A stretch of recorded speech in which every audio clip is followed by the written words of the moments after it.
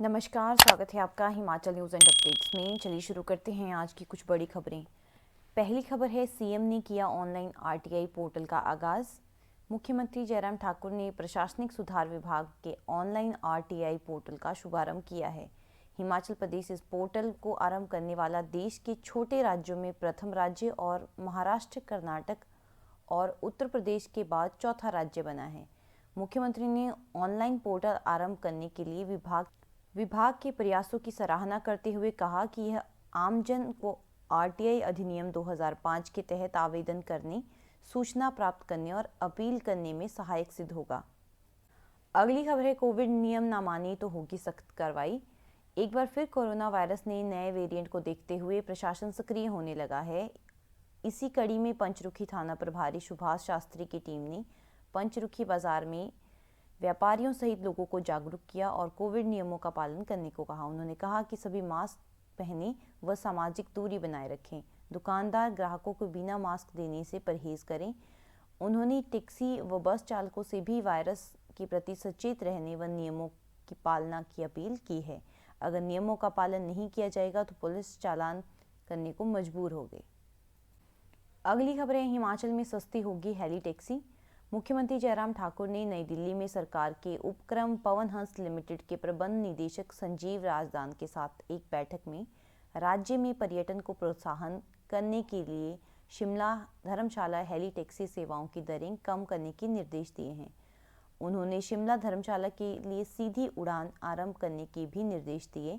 इसके अलावा मुख्यमंत्री ने प्रबंध निदेशक को शिमला से मनाली के लिए हेली टैक्सी सेवाएं शीघ्र आरंभ करने के लिए कहा। मुख्यमंत्री ने कहा कि राज्य सरकार प्रदेशवासियों और पर्यटकों को बेहतरीन सुविधाएं उपलब्ध करवाने के लिए प्रतिबद्ध है। हेली टैक्सी सेवाओं को सुदृढ़ करने के लिए प्रदेश में पर्यटन को प्रोत्साहन मिलेगा। संजीव राजा ने मुख्यमंत्री को आश्वस्त किया कि शिमला धर्मशाला हेली टैक्सी की दरें शीघ्र ही कम हो जाएंगी। अगली खबर है, केंद्र सरकार ने हिमाचल में एनएच पर 65 किलोमीटर पर आवर तय की टॉप स्पीड। हिमाचल में बन रहे नेशनल हाईवे पर वाहनों की गति सीमा तय हो गई है। भले ही प्रदेश में 5 बड़े नेशनल हाईवे व 4 लेन में तब्दील होंगे, इसके बावजूद वाहनों को तय सीमा में ही चलने की इजाज़त मिलेगी। हिमाचल में नेशनल हाईवे की टॉप स्पीड 65 किलोमीटर प्रति घंटा तय की गई है। यह स्पीड छोटे वाहनों के लिए निर्धारित है, जबकि एनएच पर बड़े और भारी वाहन 40 किलोमीटर प्रति घंटा की अधिक रफ्तार से नहीं चल पाएंगे। इन वाहनों में आगामी दिनों में गति निर्धारित करने वाले यंत्र स्थापित करने होंगे और साथ ही हाईवे पर सीसीटीवी से भी निगरानी की जाएगी और तय सीमा से अधिक गति में वाहन चलाने पर चालकों के खिलाफ सख्त कार्रवाई अमल में लाई जाएगी। अगली खबर है, वैक्सीनेशन के लिए छुट्टियों में भी स्कूल बुलाए जाएंगे छात्र। हिमाचल में सरकारी स्कूलों में भले ही 1 जनवरी से विंटर वेकेशन शुरू हो जाएगी, लेकिन बच्चों को स्वास्थ्य विभाग के निर्देशों के अनुसार वैक्सीन लगवाने के लिए स्कूल बुलाया जाएगा। केंद्र से बच्चों के लिए वैक्सीनेशन के आदेश आने के बाद अब शिक्षा विभाग ने फैसला लिया है। इसमें 15 से 18 साल के बच्चों को 3 जनवरी से वैक्सीन लगनी है। हालांकि छुट्टियों में कोई बदलाव नहीं किया गया है। छुट्टियों का 46 दिन का जो शेड्यूल बनाया गया है वो वैसे ही रहेगा, लेकिन स्कूल प्रबंधन की यह जिम्मेदारी होगी कि बच्चों को वैक्सीनेशन केंद्र तक जाने के लिए गाइड करें और इसके साथ ही यदि स्वास्थ्य विभाग बच्चों को वैक्सीन के लिए अवकाश में बुलाने के लिए कहता है तो बच्चों को स्कूल बुलाकर वैक्सीन लगाई जा सकती है। अगली खबर है, अरुणाचल में 60,000 करोड़ का निवेश करेगी एसजेवीएन। एसजेवीएन अरुणाचल प्रदेश में 5,097 मेगावाट जल विद्युत के दोहन के लिए 60,000 करोड़ रुपए का निवेश करेगा। एसजेवीएन के अध्यक्ष एवं प्रबंध निदेशक नंदलाल शर्मा ने अरुणाचल प्रदेश के उप मुख्यमंत्री चाउना मीन के साथ जल विद्युत परियोजनाओं के विकास के लिए रोड मैप पर चर्चा की।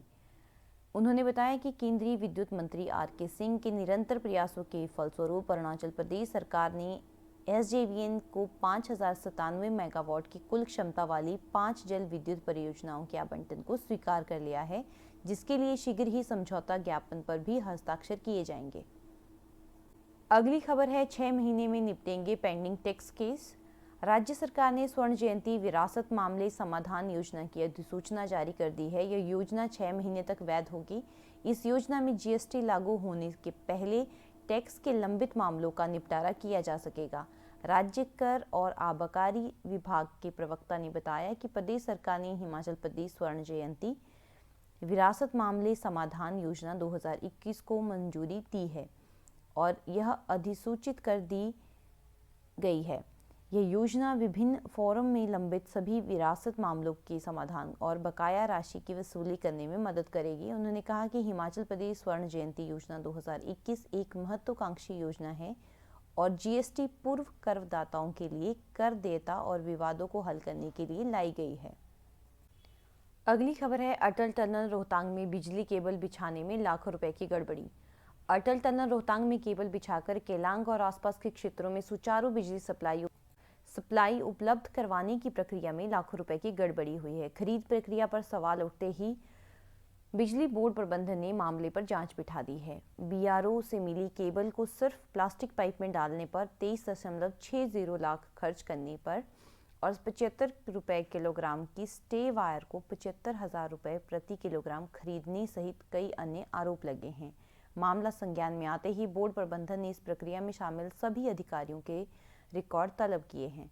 88.29 लाख रुपए की खरीद प्रक्रिया पर कर्मचारी यूनियन के प्रदेश अध्यक्ष कुलदीप सिंह खरवाड़ा ने सवाल उठाए हैं। उन्होंने कहा कि अटल टनल में बिछाई जाने वाली XLP केबल बीआरओ ने बोर्ड को मुहैया करवाई। इस केबल को सिर्फ प्लास्टिक पाइप में डालकर बिछाने का टेंडर 23,60,000 रुपए किया गया है। कितनी लंबी केबल बिछाने का टेंडर अवार्ड किया गया है, इसका कोई हवाला नहीं दिया गया है। तो ये थी आज की कुछ बड़ी खबरें।